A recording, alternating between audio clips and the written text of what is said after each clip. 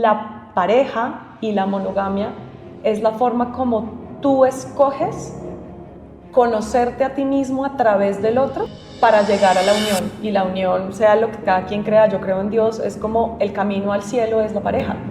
Y muchas veces el descanso tiene que ser way, o sea, yo tengo que sentarme a no hacer.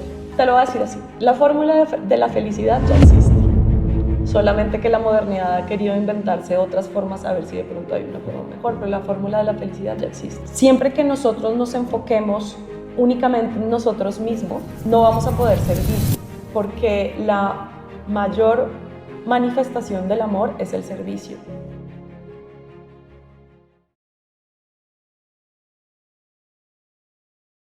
Lina, pues muchas gracias por darme este espacio.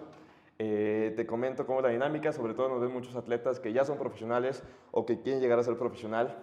Todo esto surge porque yo, desde que soy pequeño, mi único sueño era ser futbolista profesional top. Fui futbolista, no llegué a ser top y en esa frustración después de retirarme, pues empecé a buscar respuestas de qué fue lo que me faltó. Estudié psicología y tuve una inmersión interesante en muchos libros de autoayuda hasta que me aburrí. Dije, todos los libros de autoayuda son lo mismo y quería buscar algo más. Así, la autoayuda siento que es experiencias motivadoras de personas, pero quería adentrar más en temas de ciencia, en temas de medicina, en temas específicos. Allá, no importa el autor, sentía que los libros eran lo mismo de autoayuda. Y empecé a encontrar autores interesantes, leí libros de Antonio Damasio, es un neurocientífico, de Marian Rojas, psiquiatra, Stanislav Bagraj, es un biólogo, Anders Ericsson es un psicólogo que también trabaja con atletas. Y en esa búsqueda encontré a Lina Rubiano. Wow. Y tu libro, Revelaciones para sanar con medicina china, leí rápido la contraportada y dije, wow, me encanta, son estos temas que me apasionan. Presentación para los que no te conocen, doctora especializada en medicina china. ¿Qué más se puede decir de...? Pues yo soy médica especialista en medicina china, yo estudié medicina en La Sabana, que es una de las universidades más chéveres de Colombia, pues porque lleva muy poco tiempo como facultad, pero se ha posicionado muy bien ante las universidades que hay, unas que tienen más de 100 años, entonces eso es bien bonito. Después que terminé la universidad, en Colombia tenemos que hacer el servicio social obligatorio, acá se conoce como rural, y después de eso me empeñé y me obsesioné como buena deportista, que había sido, ahorita ya les contaré, en que mi meta clara era estudiar becada en China, y conseguí una beca del Consejo Chino para becas y estudié una maestría en acupuntura, moxibustión y tuina, que es masaje chino, y moxibustión, que es otra terapia, en Tianjin, a 2 horas de Beijing. Y digamos que ahí empezó como todo mi recorrido apasionante con la medicina china, y me di cuenta que realmente no sabía nada. Mira, hablando de eso, un tema súper interesante.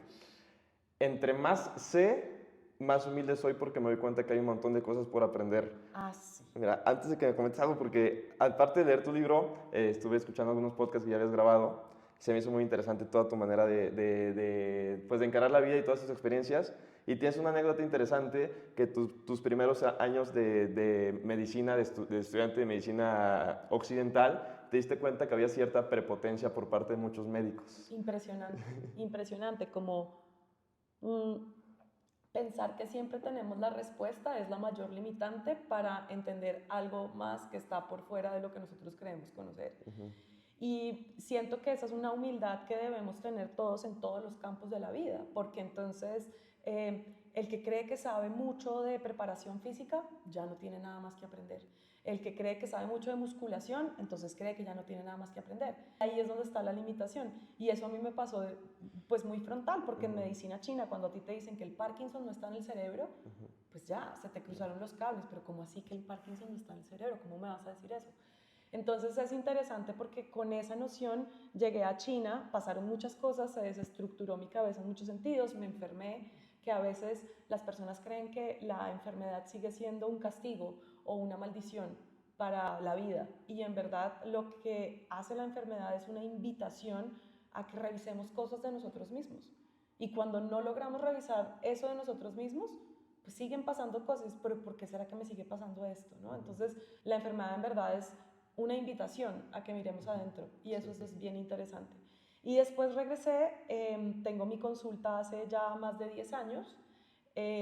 las personas que me conocen saben que me enfoco un montón en los temas ginecológicos y en la mujer, pero lo más curioso es que siempre les hablo de la importancia de la actividad física.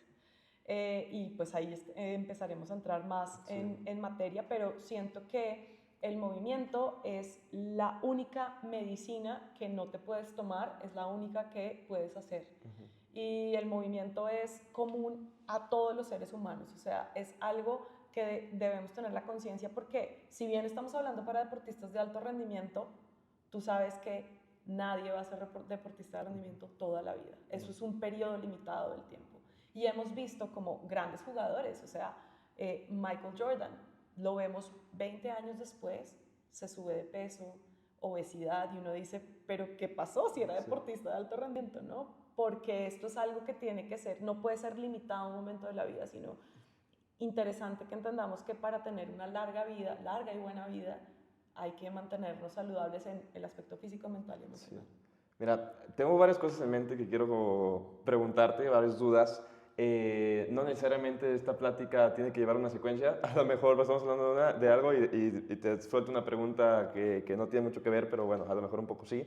El atleta de alto rendimiento, hablando puntualmente de deportistas profesionales que viven de ganar, cuando eres futbolista profesional o atleta profesional, tú sabes pues que no aplica lo importante es divertirse, porque al final pues para llevar dinero a tu casa tienes que ganar. El atleta vive del yang, entrando en temas de yin y yang, ¿no? El yang es pelear por lo intangible, pelear cada día de tu vida por materializar tus sueños que todavía no puedes ver, pero hay una parte de ti que te invita a pelear cada día. Es una obsesión que a lo mejor te puede llevar a la cima, pero también te puede llevar a la destrucción. Es muy interesante. Un atleta profesional, ¿tú recomiendas que se obsesione por unos años o si encontrar el equilibrio y en ese equilibrio todavía puedes potenciarte aún más? Yo realmente siento que esa es una cuestión de darme cuenta como la vida es el presente, pero también lo que yo construyo en mi presente determina mi futuro, ¿sí? Hay un autor muy interesante que se llama Naval Ravikant. Y Naval Ravikant es uno de los grandes empresarios del planeta, como que tiene toda esta filosofía de cómo se hace para tomar decisiones. Y una de las cosas más interesantes que me hacía reflexionar es que tu presente es el resultado de los últimos 10 años de tu vida. Y por lo tanto, tus próximos 10 años están determinados por el presente que tú estás llevando. Si tú eres una persona que está teniendo el objetivo 100% de solo el ya y el ganar, y pues lo que tú dices, obviamente si tú eres de alto rendimiento, pues ganar es lo que te va a permitir tener dinero. Pero digamos como que, ¿y qué pasaría si tú ya no lo puedes hacer? ¿No? ¿Qué pasaría si tienes una lesión muy severa? Y entonces, ¿quién eres? Se desestructura lo que tú eres, o sea, dejas de ser valioso porque ya no te identificas con lo que tú haces. Entonces, cuando tú te confrontas a una situación como esa, como decía ahorita de la enfermedad, entonces si tú ya no te identificas con el hacer, entonces ¿quién eres? Sí. No dejas de ser. Entonces sí siento que algo que no nos enseñan, y creo que esto es de Occidente, es que uno debería poder poner en más lugares su atención y su intención. Creo que hoy en día los centennials y los Gen Z están entendiendo más este concepto de poder poner, como decimos, no sé si en México lo dicen, pero poner los huevos no todos en la misma canasta, ¿no? Entonces, claro, y si parte de lo que tengo lo estoy invirtiendo en algo, y si parte de lo que tengo estoy haciendo, esto yo lo aprendí ya de grande y me hubiera gustado aprenderlo de más pequeña, el interés compuesto. Uno siempre debería tener ahorro con interés compuesto, porque si tú del interés compuesto en 20 años vas a tener un montón de ahorros, ¿no? Y lo que a mí más me gusta de la vitalidad, del chi, como hablamos en medicina china, que no es traducción de energía, no me gusta que se traduzca como energía, pero es la vitalidad. La vitalidad es exactamente al valor monetario. Si tú ahorraste durante toda tu vida, en tu vejez vas a tener unos ahorros importantes. Lo mismo pasa con la vitalidad. Si tú hiciste ciertas pautas en tu día a día, en la juventud, tu vejez va a ser muy buena. Pasa con muchos deportistas de alto rendimiento, con hombres que han tenido una vida sexual muy desordenada en su década de los 20, o en músicos que en el avanzado de su vida empiezan a tener enfermedades renales, y estamos hablando de enfermedad renal crónica. O sea, yo he conocido hombres jóvenes, estamos hablando de 50 años, que han terminado en insuficiencia renal. Y uno se pone a revisar las causas y era exceso de rumba, un montón de actividad sexual sin sentido, alcohol, drogas, trasnochar, ¿no? Y es como, bueno, y entonces puede que te guste lo que tú estás haciendo en este momento de tu vida, pero ¿y esto cómo se va a desenvolver después? Sí. ¿Sí? Entonces, siento que eso es importante, porque si bien puedes tomar la decisión de lo que estás haciendo determinado ahora, pero también tienes que pensar que no siempre vas a tener esa vitalidad, no siempre vas a tener ese lugar, y que no te puede determinar eso por lo que tú estás anhelando ser. Ahí creo que es clave distinguir entre placer y felicidad. Exacto. ¿No? Que aquí en Occidente nos invitan a pensar que es lo mismo. Que tú cuando tengas tal cantidad de dinero, cuando tengas tal cantidad de éxitos laborales, vas a ser feliz. Y pues la verdad es que no, vas a sentir placer. Es interesante, podemos hablar un poco como Sí, de eso, de claro. cuál es la diferencia entre placer y felicidad. Siento que la felicidad tiene que ver más con una realización interna de quién eres, y siempre creo que tiene que ver con el altruismo. Te lo decía antes que empezáramos a grabar, y era, siempre que nosotros nos enfoquemos únicamente en nosotros mismos, no vamos a poder servir, porque la mayor manifestación del amor es el servicio. Yo atiendo pacientes todos los días, o sea, yo me levanto pensando en pacientes, me acuesto pensando en pacientes, todo el día estoy pensando cómo puedo ayudar para tener respuestas de lo que no tengo. Y es como la máxima manifestación del amor es el servicio. Si yo estoy persistentemente enfocado en el placer y en mi placer, estoy siendo completamente egoísta. Y el capitalismo nos invita a eso, ¿no? A que como que todo el tiempo estemos enfocados en producir, en estar, y solamente la hora. Y la felicidad, más allá de la felicidad, yo siento que hay una palabra que me gusta mucho, que es el contentamiento. Y el contentamiento tiene que ver como con ese gusto por lo que está ocurriendo. Y usualmente por lo que está ocurriendo ahora. Y si yo estoy sirviendo, me puedo conectar con uno de los dones más altos que tiene Dios. Y sí siento que esa parte espiritual es muy importante, que tiene Dios, que es la gracia. Y la gracia es como que tú puedes tener los dones y los méritos que tienes ahora simplemente por ser quien tú eres. Sí. Y por sentirte amado, ¿no? Sí. Porque la disyuntiva entre el placer y la felicidad es que en el fondo estamos buscando sentirnos amados, sí, por la razón que sea. Si tú vas y le preguntas a un deportista de alto rendimiento, y esto ocurre en varios lugares en común, y es como, es que yo quiero ser el mejor porque es que en mi casa me hacían sentir menos. Mi hermano mayor era el mejor, entonces yo tenía que demostrar que era mejor. Mi papá era demasiado exigente. Entonces siempre hay una historia de desamor, siempre hay una historia en donde yo tengo que demostrar más, que ser más, ¿no? Y ese es un truco de la mente para hacernos sentir inferiores y que nos enfoquemos en lo que no es. Hay una persona, Joe Rogan, ¿lo conoces? No. Joe Rogan es una persona de Estados Unidos que tiene, en números creo que tiene el podcast más famoso del mundo, es el que más lo ven. Obviamente, él es artista marcial del mundo de la pelea, es comentarista y tiene un podcast y es súper famoso. Obviamente está muy condicionado a toda la educación occidental, capitalismo, todo eso. Pero él en uno de sus podcasts, una de sus pláticas, comenta lo siguiente. Una de las realizaciones más duras que he tenido en mi vida es darme cuenta que las personas más exitosas son personas con pasados muy oscuros. Es interesante eso.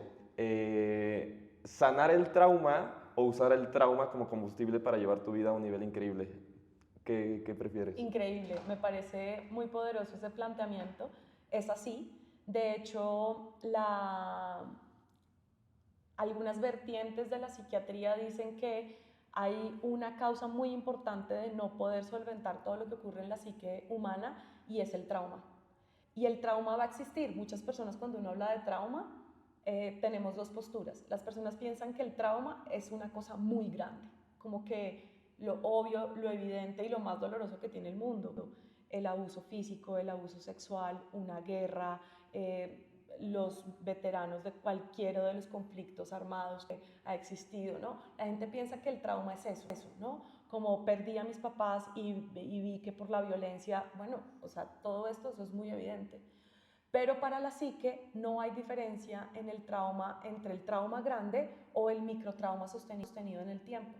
Si tú hablas con las personas del común que no han estado expuestas a situaciones tan severas como las que acabo de decir, no es diferente en su mente como se lee el microtrauma. El trauma también puede ser sostenido en el tiempo. Entonces, una infancia de una persona que estuvo expuesta a un papá donde no le ponían atención, donde siempre estaba reclamando la atención, ¿no? Y siempre tenemos como este complejo de Edipo y complejo de Electra, siempre mamá enfocándose como en el hijo hombre y el papá enfocándose en la hija, en la mujer. Entonces, digamos como que esos patrones de querer sentirnos completamente amados y no poder tener esa respuesta, nos hace sentir que no somos suficientes y de ahí tomamos toda esa fuerza para hacer lo que queremos, sí. ¿No? O sea, en mi caso personal, yo siempre jugué baloncesto. Esto es un colegio acá en Bogotá que era súper reconocido. Mi entrenador había sido entrenador por 20 años de un colegio de hombres que era el que siempre ganaba. Con decirte que yo jugué 13 años en el colegio y yo perdí 2 partidos, o sea, te imaginarás, ese es el nivel que tenía mi cabeza sobre perder. Sí. Y por ejemplo, en mi caso, mi papá ni siquiera sabía qué deporte jugaba yo. Okay. Y yo todo el tiempo era como tratando de mostrarle qué hacía. Mi papá a veces me pregunta como, ay, pero qué fuerte eres, tú puedes hacer una flexión. Y es como, sí, papá, llevo desde los 7 años moviéndome, voy a cumplir 40. ¿No? Y hace una semana, o sea, para que veas como el nivel de trauma, porque además esto lo seguimos sanando todo el tiempo. Estábamos en una reunión y estaban hablando de deportes y estaban hablando de voleibol. Y se voltea mi papá y me dice, Linis jugaba un montón de voleibol. Tú con la lágrima aquí. Y fue como, voy a cumplir 40 años, no soy una niña chiquita, no voy a salir corriendo, no voy a hacer berrinche, no, porque así es el trauma. Sí. ¿Sí? El trauma es ese dolor que tú tienes ahí, que por más que lo trabajes, y aquí te voy a contar por qué sé de trauma, porque precisamente una de las cosas que yo más he tenido que manejar en mi vida personal es el trauma. Existe una terapia que se llama la EMDR, que es un tipo de terapia que se descubrió en los veteranos de guerra y es una respuesta biológica que tenemos los seres humanos en las respuestas para la supervivencia, ¿no? Entonces nosotros tenemos lucha-huida, que es el que conoce todo el mundo, uno lucha o huye, y el otro es jugar a ser el muertito. Entonces jugar a ser el muertito es como, y acá en el libro lo explico, y explico cómo todas las personas tenemos esas respuestas. Luchamos, huimos o nos disociamos. Esa es como la forma en la que se conoce en psiquiatría. Y muchas de las situaciones que tienen que ver con depresión y ansiedad están relacionadas con momentos en que eran supremamente agresivos para la psique y necesitábamos huir de ahí.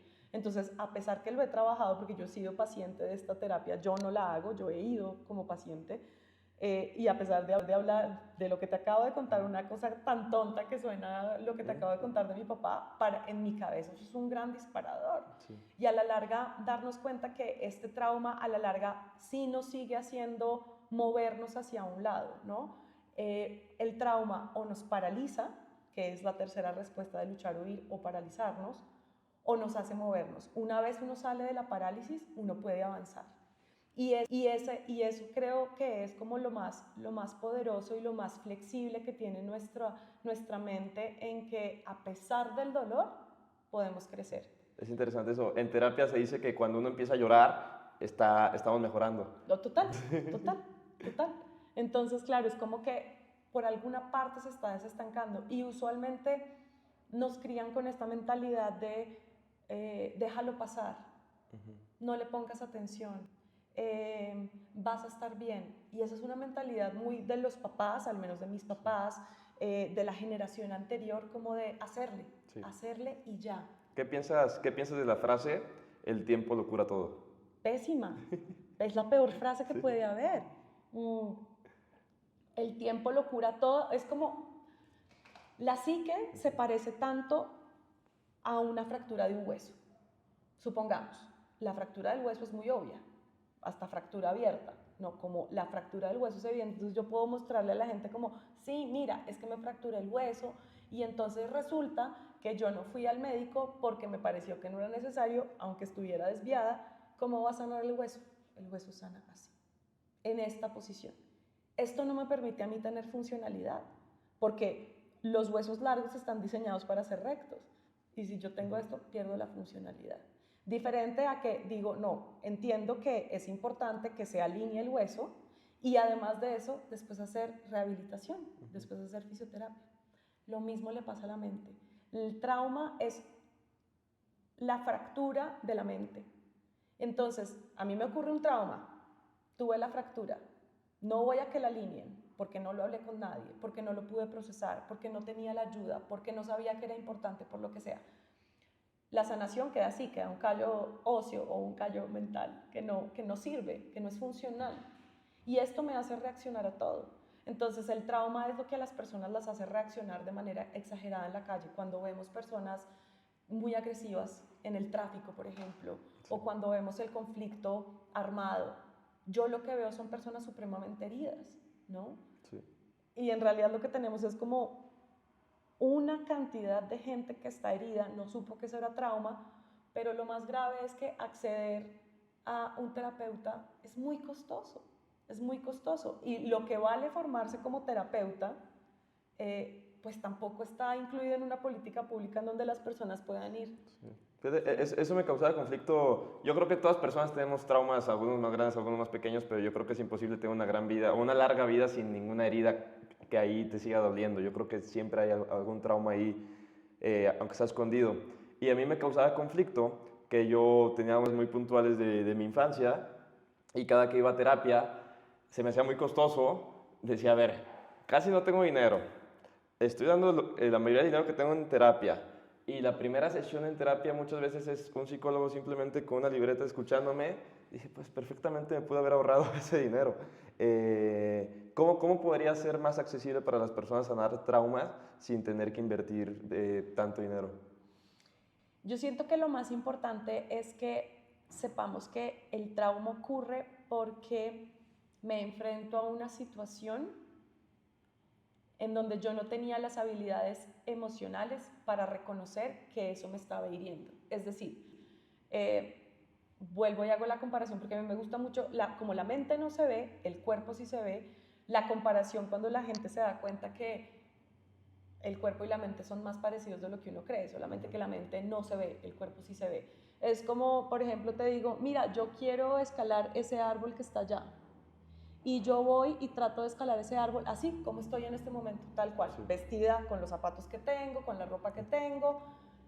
Y tú me preguntas, ¿pero alguna vez has escalado un árbol? No, pero lo voy a hacer. Emocionalmente somos así. Es como, me voy a enfrentar, por ejemplo, a una relación de pareja. Y entras en una relación de pareja sin tener las habilidades que necesitas para la relación de pareja. Voy a entrar a competir y te das cuenta que no tienes la capacidad de tolerar la frustración, que no eres capaz de darte cuenta cuando está empezando a enojarte algo y simplemente en el campo reaccionas. Estas son las situaciones que ocurren entre, por ejemplo, los directores técnicos y los jugadores o con los árbitros, ¿no? El árbitro va a pitar y el otro viene porque se agarró con la esposa, porque estaba enojado por otra cosa, ¿no? Sí.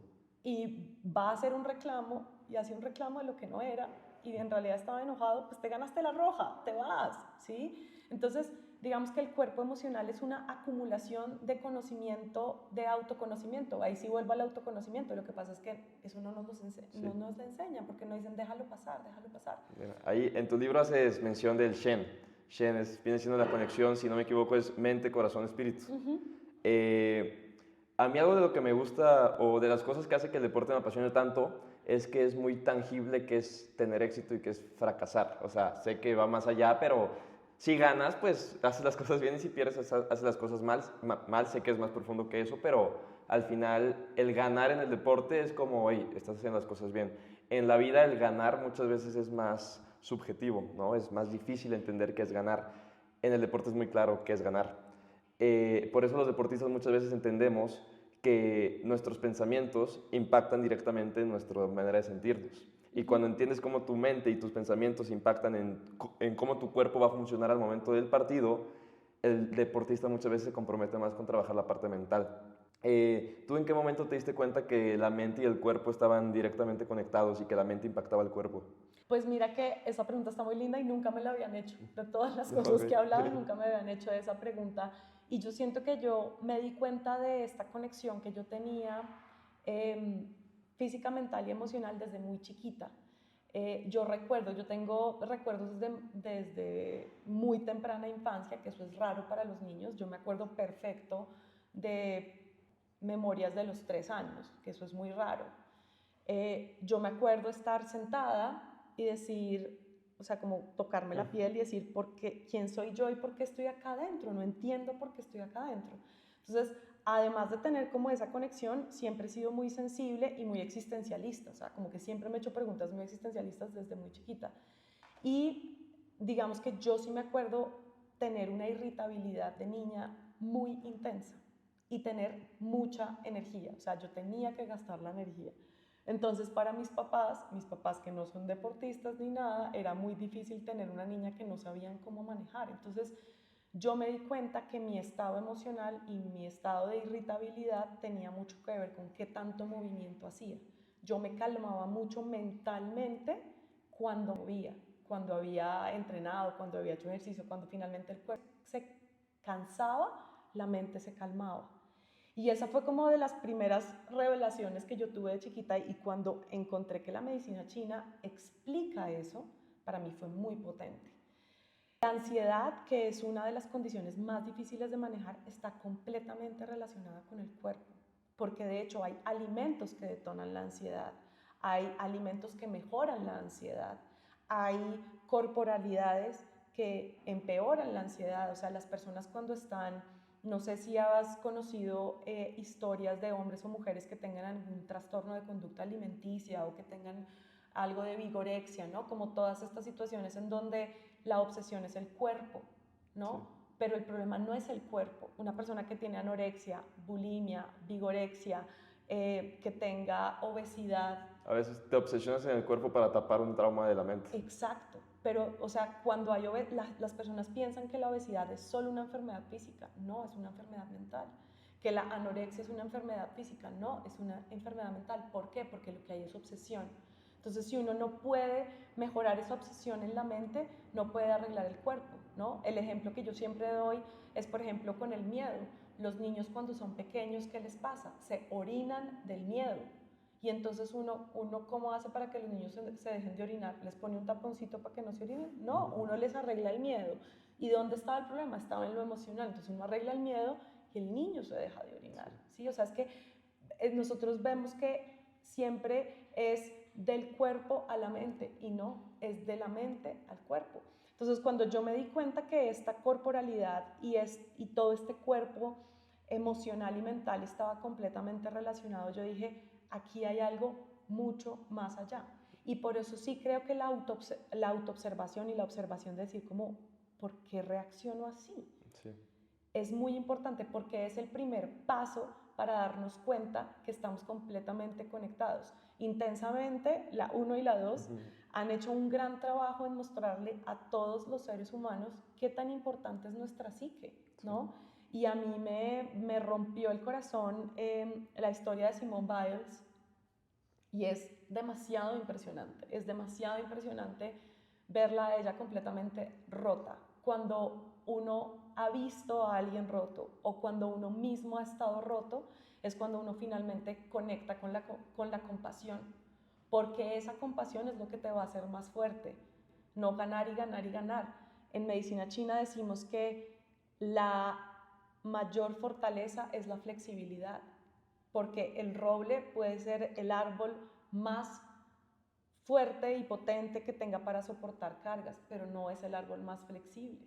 Lo más flexible es, en Colombia tenemos un familiar del bambú que se llama la guadua, y la guadua es un tipo de madera que, como tiene tantos aritos y estructuras largas como el bambú, le permite ser muy flexible y al mismo tiempo muy fuerte. La mayor fortaleza es la flexibilidad, y la flexibilidad en la vida diaria es la adaptación, que es todo lo contrario al enojo. El enojo es cuando todo se me sale de control, Sí. y la adaptación es lo que tú deberías poder estar haciendo. Sí, esos son temas bien interesantes. En el deporte no te sirve nada ser fuerte si no eres elástico.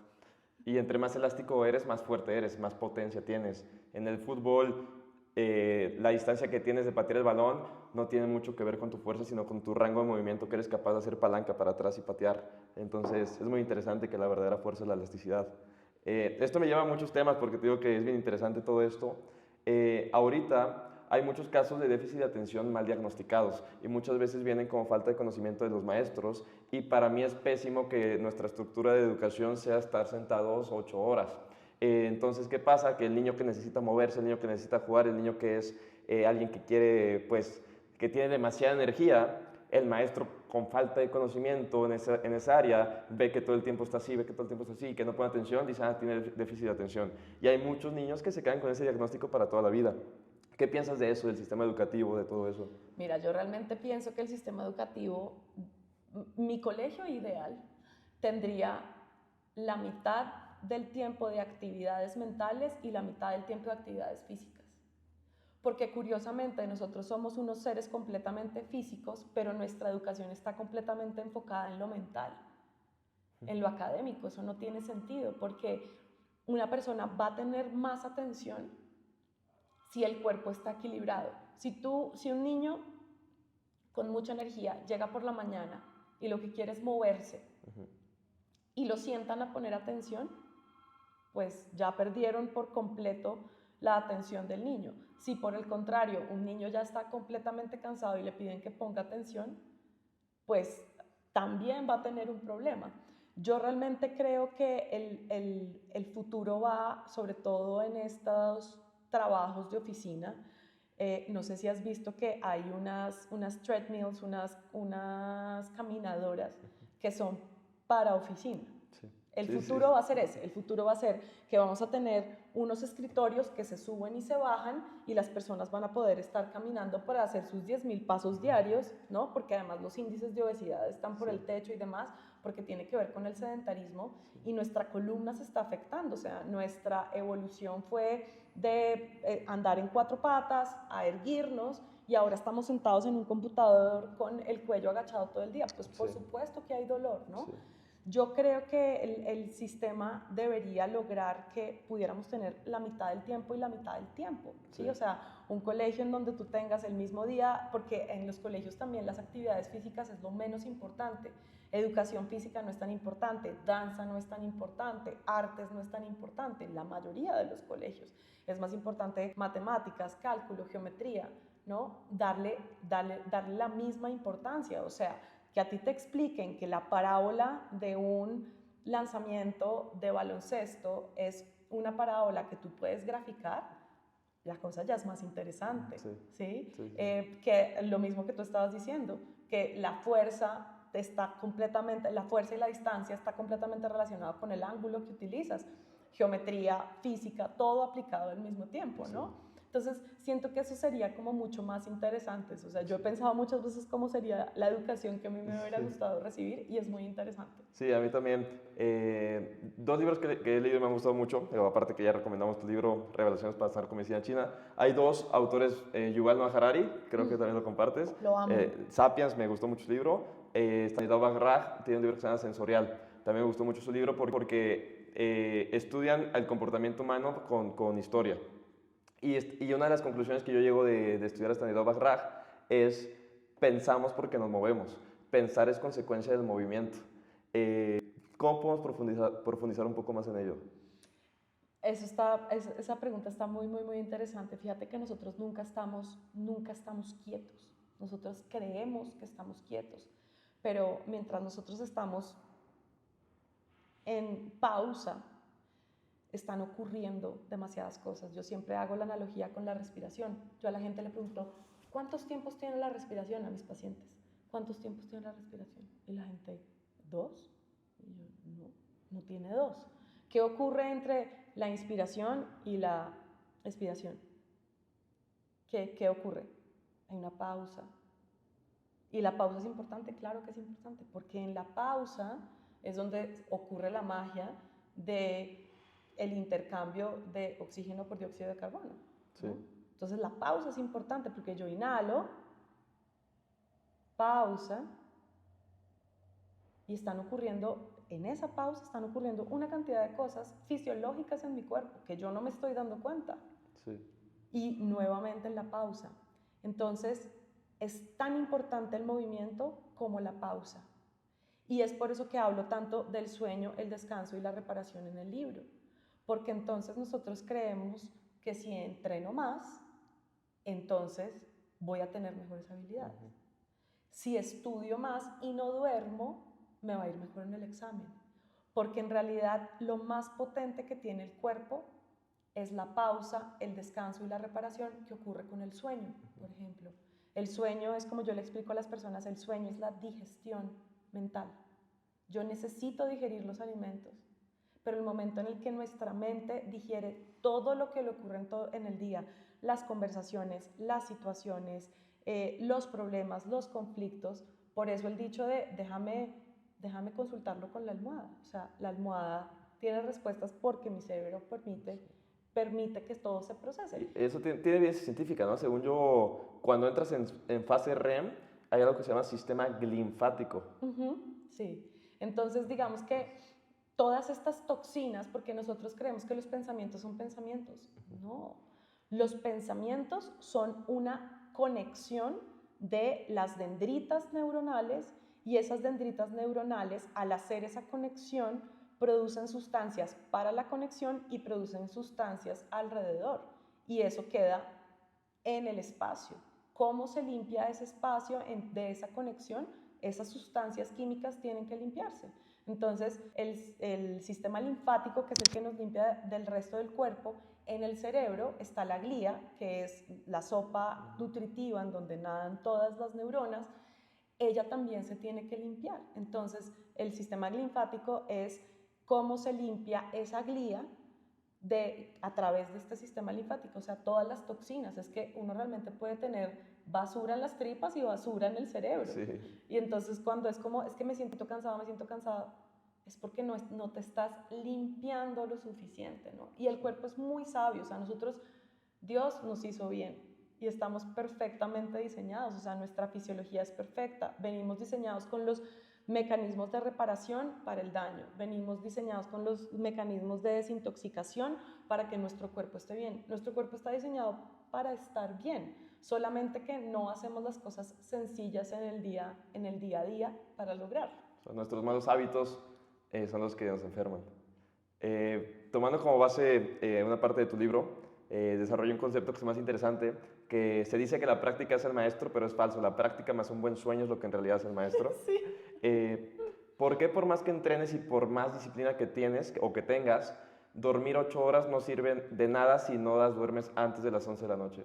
Exacto, exacto. Ese concepto es súper poderoso y es una enseñanza de medicina china, porque se entiende que tenemos un reloj, y este reloj de órganos nos va diciendo quién es el órgano que está activo en qué momento del día. En la noche es el momento más importante para que los órganos que pertenecen al elemento de la madera, que son la vesícula biliar y el hígado, quienes están encargados de desintoxicarnos, funcionan entre las 11 de la noche y las 3 de la mañana.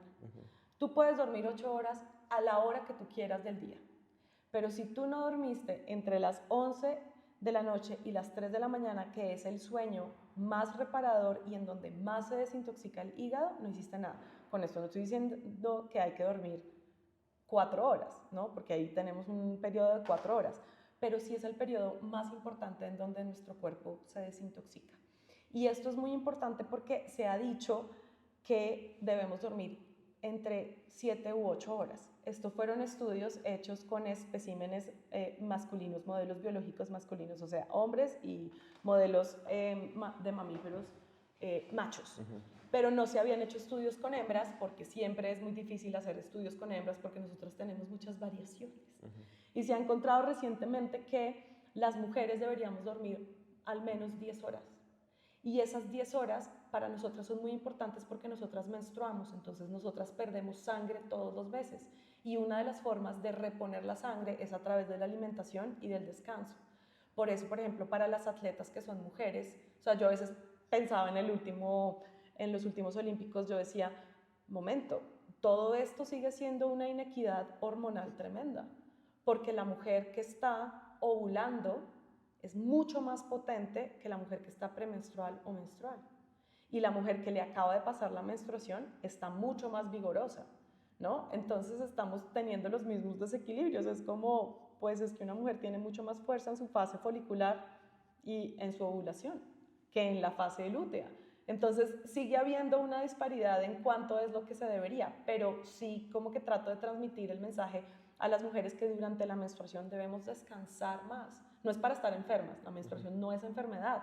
Y a pesar que muchas mujeres sufren con su menstruación, pero es porque no han aprendido un montón de cosas que todavía hay por aprender.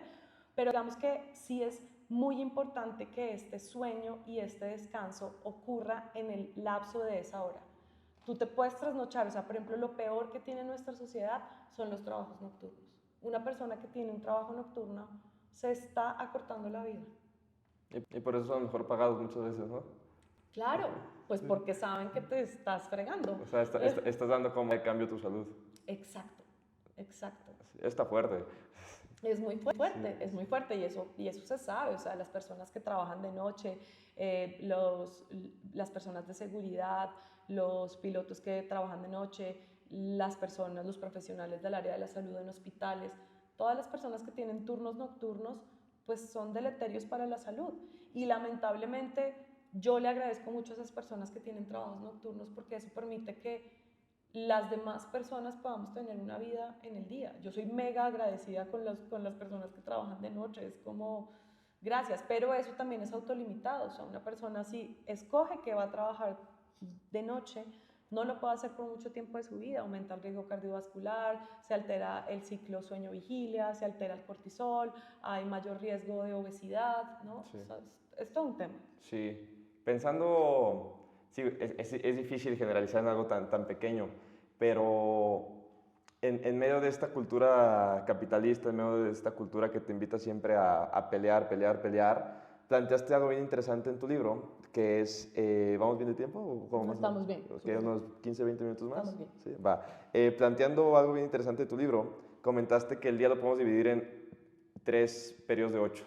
8 horas para darle con todo, 8 horas para pensar más en ti y 8 horas para dormir.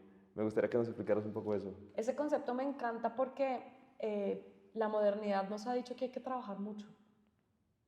No, tú puedes ser muy productivo en un periodo de tiempo, ¿sí?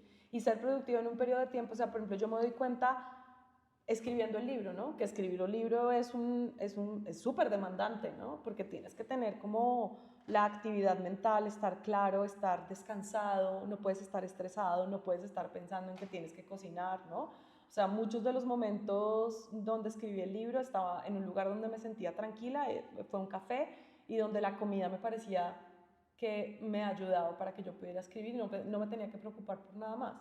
La mayoría de los escritores tienen como sus cafés preferidos.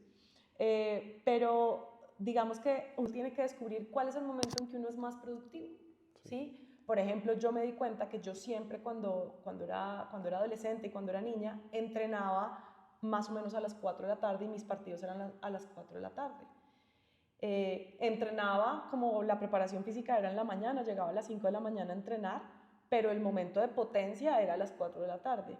Y más grande, más adulta, que uno a las 4 de la tarde todavía sigue trabajando, yo decía, pero a mí, ¿por qué me está costando tanto trabajo hacer ejercicio? Y me di cuenta que mi mejor hora es las 4 de la tarde, la misma hora a la que siempre sentía que entrenaba. Como por ejemplo, yo me siento mucho mejor como para producir y para escribir a media mañana. Y eso tiene un sentido, porque esa es la hora del vaso, que el vaso es quien tiene la atención y la concentración. Entonces es muy curioso darse cuenta cómo va funcionando. Hay personas que dicen, no, yo soy mega productivo por la noche, les pasa mucho a los artistas, ¿no? Entonces los artistas duermen por la mañana y producen por la noche.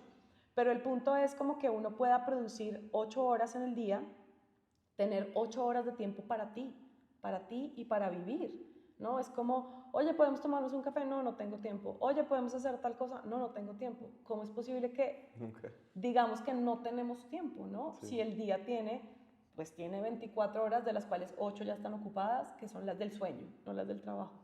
Y las del trabajo realmente pueden variar. O sea, tristemente en Colombia, no sé cómo es en México, pero acá son 48 horas laborales, que eso es un montón de tiempo, eso es trabajar 6 días a la semana. Entonces lo que hace la gente es que distribuye esos días que serían del sábado, mete el tiempo en los otros días y trabaja más entre semana. Sí. Más los tiempos del tráfico. Entonces, realmente uno tiene que construir una vida en donde uno se sienta a gusto. En las ciudades que son demasiado llenas de tráfico, vivir cerca al trabajo sería una muy buena recomendación. Tratar de estar el menor tiempo posible en situaciones que sean estresantes. O sea, yo atiendo 16 pacientes al día, son 16 situaciones difíciles de otras personas que yo tengo que resolver. Sí. Por supuesto que me canso. Yo a esas 16 personas no le puedo meter 2 horas de tráfico de ida, 2 horas de tráfico de venida y además tener que resolver esto y resolver lo otro.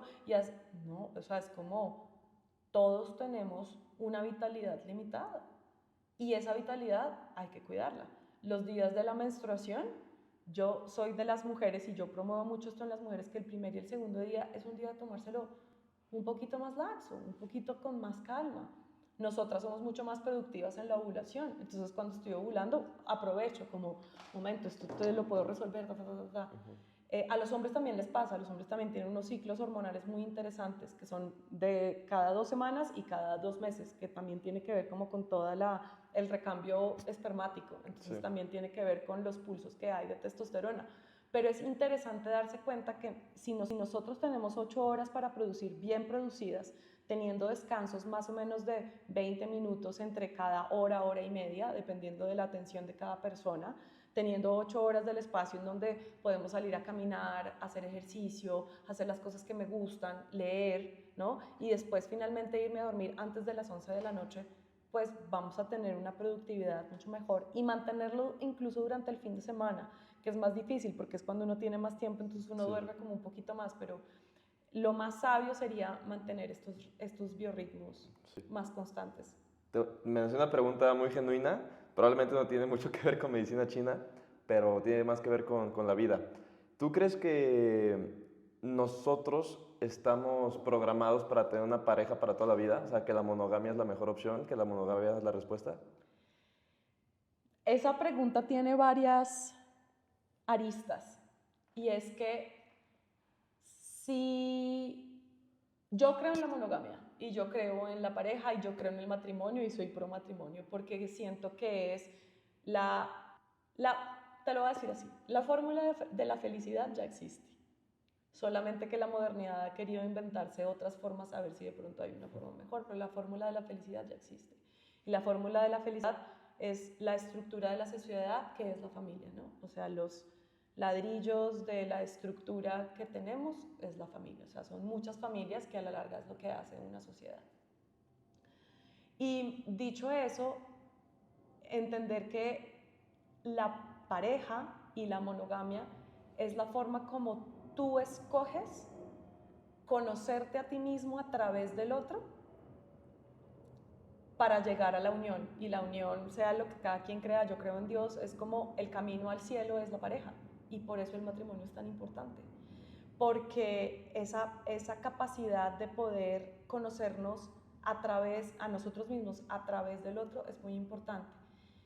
También nos podríamos quedar solos, también podríamos ser ermitaños, cada uno en una montaña, meditando y conociéndose y no tener que pensar en el otro. Pero lo único que logramos es que como dice mi terapeuta de relaciones y de pareja, él dice que el rasgo narcisista no sirve para amar. Y todos tenemos rasgos narcisistas. Y los rasgos narcisistas de solo pensar en mí y yo soy importante y a mí me gusta así y a mí me gusta de esta manera y me gusta que los platos se laven así y me gusta dejar la ropa de esta manera y me gustan los zapatos en esta esquina, Todos esos son rasgos narcisistas en los que yo se los quiero imponer al otro, pero cuando tú estás con alguien tienes que estar constantemente negociando. Entonces, si bien tú puedes tener, y los rasgos narcisistas no salen al inicio de las relaciones, por eso hay personas que se quedan durante mucho tiempo en que les funcionan los 3 primeros meses de las relaciones, pero es que la máscara de quien realmente somos se cae entre los 9 meses y el primer año de las relaciones. Ahí es que tú realmente sabes quién es el otro. Sí. Entonces ya es un tema de decisión, porque la mayor muestra de amor siempre es el libre albedrío, y el libre albedrío que nosotros tenemos como humanos es escoger si yo quiero la monogamia o no, pero la monogamia tienes que saber que es un trabajo al que tienes que estar dispuesto a hacer, no tienes que hacerlo, sí, pero tienes que estar dispuesto a hacerlo, porque a la larga te va a hacer mejor, te va a hacer mejor persona, porque si tú te quedas solo, te vas a volver un narcisista al final de tu vida. O sea, al final también hay que pelear y ceder para tener una pareja. Por supuesto, ¿no? Y entonces hoy estamos mucho en este dilema como, tengo que ser visto, es que no me voy a aguantar nada de la otra pareja. No, hay cosas que se pueden negociar, hay cosas que se pueden negociar, hay que hacer límites, acuerdos, normas para que las relaciones funcionen. Exactamente igual como uno hace un contrato para alquilar un apartamento. O sea, y eso al principio de la relación de preferencia, ¿no? Claro. Sí. Porque entonces después en las relaciones más adelante empiezan las exigencias, es como, pero es que tú no me dijiste al principio, pues por eso, al principio de las relaciones, entonces uno tiene que ir, y creo que esto es muy útil porque esto que estamos hablando tiene totalmente que ver con la salud, porque la mayoría de las personas enferman por los tipos de relaciones, por la relación de pareja, por la relación con el jefe, por la relación con el entrenador, por la relación con los papás, ¿no? Eso es lo que nos enferma. Y es importante tener esas habilidades relacionales porque si no nos vamos a enfermar. Lo mismo que ponía el ejemplo del árbol. Yo tengo que tener las habilidades para ir a hacer alguna tarea. Las relaciones son una tarea y es a la clase a la que no vamos. O sea, pondría un colegio en donde hubiera movimiento, actividad académica, actividad relacional. Sí. Y todas las habilidades de relaciones se fueran ahí construyendo. Entonces, es algo de libre albedrío, pero hay que saber que si uno se queda solo, va a ser muy narcisista. Sí, totalmente. Eso... Y uno ve, no sé si te ha pasado, pero personas que son viejas, que se quedaron solos, es lo que uno dice, en Colombia decimos que son cascarrabias, ¿no? Entonces todo les molesta, no les gusta nada, son cero tolerantes, ¿no? Y es como, ¿por qué? Porque si nos quedamos solos, los rasgos narcisistas se van a enquistar. Sí. Siempre de podcast me quedo con temas. Ahorita lo que creo que va a quedar por muchos años es el narcisismo no sirve para amar. No, los rasgos narcisistas no sirven para... Y es que el narcisismo viene de una gran herida. Así como decíamos ahorita, como lo del trauma, que el trauma es esa fuerza que nos invita como a ir más allá. Pero también el trauma mal manejado nos vuelve narcisistas. Sí. Entonces, por eso es que hay que manejar el trauma, porque a todos se nos... Y el narcisismo es una forma de supervivencia, es una forma de mirarme a mí, y a mí, y a mí, y a mí, y a mí, y a mí, y a mí. Sí. Y tú, una relación, tomando como... A ver, yo me voy a basar en la historia y puede ser totalmente ignorante, pero por eso quiero ponerlo, por eso quiero platicarlo.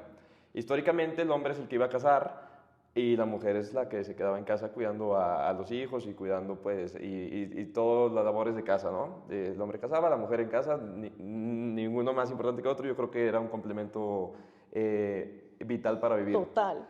¿Tú crees que biológicamente sí el hombre trae más predisposición de ir a cazar en la vida moderna, que es ir a generar, y la mujer trae más predisposición de ser la encargada de casa, la encargada de la familia?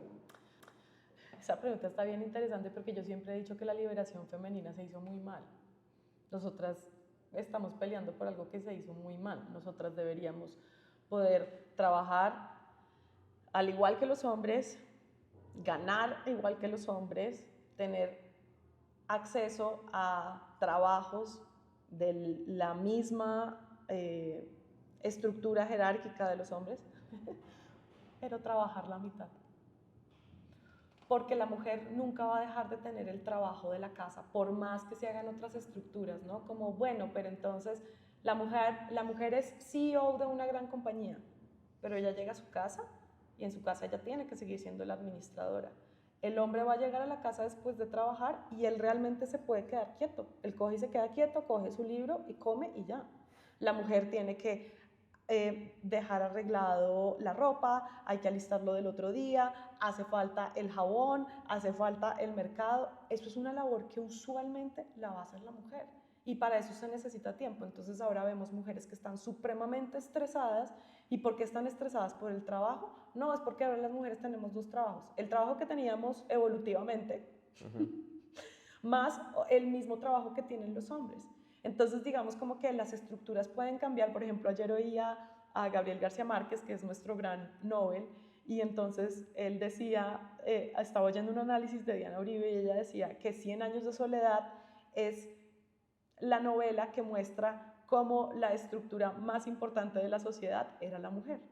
Y así era como le pasaba a Gabriel García Márquez en su vida, porque en su familia su mamá fue la que los sostuvo a ellos. Y cuando él se metió a escribir 100 años de soledad, que ellos ellos en ese momento, él y su esposa, no tenían mucho dinero, o sea, tuvieron que dividir el manuscrito en dos para poderlo mandarlo a la editorial, o sea, no tenían con qué mandarlo. Sí. Él se encerró 2 años a escribir, 2 años a escribir, ¿y quién sostuvo la casa y los hijos? Mercedes, ¿sí? Entonces, digamos como que si bien hay unas estructuras, también se pueden hacer unas concesiones, como en este momento yo te puedo sostener a ti, tú me puedes sostener a mí, pero sí siento que, por ejemplo, la carga para la mujer es mucho más pesada, porque el hombre cuando se cansa, se cansa. Sí. El hombre dice como, no puedo más, y dice sí. como, me importa 5 si hay jabón, si hay comida, si no hay comida, yo veré qué hago. En cambio, la mujer en su cabeza siempre tiene la estructura de hace falta esto, esto, otro, pero además está lo del trabajo. Eso es interesante porque científicamente el hombre no puede hacer multitasking y la mujer sí puede hacer multitasking. Entonces nos vimos, o sea, nosotras salimos perdiendo. Sí. Entonces es interesante porque ahí es cuando uno se da cuenta. Sí, el hombre es voy a trabajar y ya está. Y sí. La mujer es nada. Y no, llega la que tiene que ordenar eso y tiene que ordenar lo otro, ¿no? Entonces sí. es interesante el planteamiento de cómo queremos gastarnos nuestra vitalidad. Sí, al final es hacer equipo. Exacto. Para ir cerrando, un tema muy interesante que también quiero mencionar. En el fútbol, en el deporte en general, se habla mucho del estado de flow, de estar en la zona, ¿no? Es ese momento en el que parece que sin esfuerzo llegas a un rendimiento casi perfecto. Acá lo mencionas como Wu Wei. ¿Qué viene siendo el Wu Wei? ¿Qué viene siendo eso? El Wu Wei en realidad traduce inacción. No tiene traducción, pero más o menos es inacción. Y la inacción es la acción de no hacer, ¿sí? Y muchas veces el descanso tiene que ser Wu Wei, o sea, yo tengo que sentarme a no hacer. Hay personas que no pueden, hay personas que tú les dices, bueno, siéntate ahí un momento, en la pausa, ¿no? No pueden con la pausa, están pensando como en hacer algo. Y hay algo muy mágico que nos conecta demasiado con Wu Wei y con estar in the zone, como ahí, y es la contemplación. Y en la contemplación, si tú te das cuenta, en la contemplación no hay nada.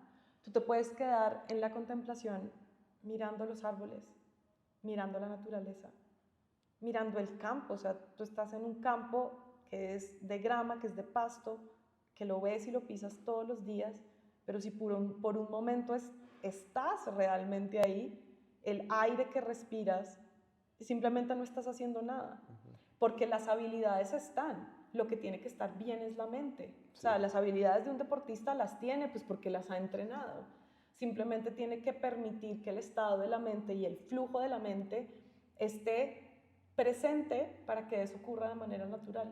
Entonces siento que las cosas que más natural ocurren es cuando uno logra estar en estado de contemplación, darse cuenta que el ser en ese momento es lo más importante y no el hacer, y el resto va a fluir naturalmente. Sí. Y última cosa, viendo también algo medio random, eso ya se acabó, significa que llevamos como 53 minutos, es bueno para ir cerrando. Mark Zuckerberg, Elon Musk, de las personas más exitosas en el mundo capitalista, hablando puntualmente de éxito capitalista, pues son súper exitosos, ¿no? Creador de Tesla, creador de Facebook, Zuckerberg. Cuando se quitan las playeras, son más blancos que esto. Son personas que nunca les ha dado el sol de estar 24/7 trabajando en una oficina y les ha dado un éxito laboral impresionante, pero ¿qué tan importante es darle también prioridad a la felicidad? En una entrevista Elon Musk decía que él ya no le daba importancia a la felicidad, que él realmente pues, su objetivo era el trabajo. Y bueno, increíble pues para todos que nos podemos ver beneficiados de ciertos temas que se hagan, pero bueno, él en su vida personal seguramente tiene varias heridas que no ha sanado. Pero ¿qué tan importante es para ti darte ese momento de ser feliz, darte ese momento de que te dé el sol? Ah, totalmente. Que hace parte de la vitalidad y de renovarnos, ¿no? Nosotros, nuestro cuerpo y nuestro metabolismo evolucionó sin techos, evolucionó al aire libre, ¿no? Sí. Entonces, por ejemplo, lo que más estamos viendo, y creo que te has dado cuenta que esto ha ido cambiando en la preparación física, es que antes se creía que lo que más le ayudaba al sistema cardiovascular era correr, trotar. Hoy en día nos hemos dado cuenta que una caminata de 10.000 pasos al día, que es una caminata por lo menos de 1 hora, es demasiado útil, ¿no? ¿Y levantar pesas? Y O sea, levantar pesas. creo, si tienes 20 minutos libre, ¿es mejor levantar pesas 20 minutos que caminar 20 minutos? Sí, sí, pero digamos como que el resto del día esté diseñado para que tú camines. Ya. ¿No? Por eso no tener como carros o como que o sea, que en el día a día, y esto me encanta porque es el snacking de movimiento, ¿no? Entonces, si tú tienes 15 minutos en la mañana, sal y caminas. Si tienes a mediodía, pues sales y caminas otro momento. Y si tienes otros 20 minutos, pues ahí levantas pesas, ¿no? Entonces, es interesante que nosotros sí debemos estar atentos a pasar más tiempo fuera, los fines de semana, hacer una cosa que me gusta mucho que se llama el baño de bosque. Entonces, salir donde haya muchos árboles, porque solamente estar ahí ya es, y ahí mira que volvemos al estado contemplativo. Sí. Ese estado contemplativo me permite a mí no hacer, el no hacer es demasiado importante. Sí, sí. Tocar polo, ¿qué tan importante es quitarte los zapatos y caminar en el pasto? Polo a tierra, el polo a tierra es súper potente porque nos permite quitarnos toda la radiación electromagnética que nos cargamos en el día a día de aparatos electrónicos, del televisor, del computador, ¿no? Poder caminar en la grama, pues en el pasto o en el mar, ¿no? En la playa. Esas son como las mayores descargas porque uno no debería caminar descalzo en piso frío. Sí. ¿No? ¿Cuánto tiempo caminar en pasto? ¿Cuánto tiempo caminar en arena? 10, 15 minutos está bien, está bien, como que todos los días como que haya un polo a tierra nos va a ayudar a dormir mejor, nos ayuda a repararnos de una manera más efectiva, nos ayuda a estar más sanos, más vitales. Sí. Entonces digamos como que son pautas que son muy sencillas en el día a día, es como, no sé, podría ser de tus pacientes y de las personas a las que tú ayudas, es como llega al campo 15 minutos antes Sí. de ponerte los guayos, camina, o sea, puedes caminar mientras calientas, ¿no? Sí. Porque la movilidad se puede hacer descalzo, ¿no? Entonces, pues es muy útil, Sí. es muy útil volver a estar como nos desarrollamos. Sí, Sin zapatos. como somos naturalmente, sí. Lina, me encanta. Para cerrar, ¿algo que quieras comentar? Pues agradecerte por esta invitación, que las personas puedan entender que sin importar los objetivos, la base de la vitalidad, de la longevidad y de la buena vida está en hábitos muy sencillos que se pueden encontrar en Revelaciones para Sanar con Medicina China, porque hay demasiados detallitos que no nos han enseñado y la medicina china ya lo sabe. Sí. Entonces, hacer esa invitación para tener una buena y larga vida. Sí, bueno. Lina Rubiano, también invitaciones para que compren su libro. La verdad, a mí me encantó. Que nos sigan en redes sociales. Y bueno, si les gustó, que le den like y se suscriban. Muchas gracias. Gracias. Sí.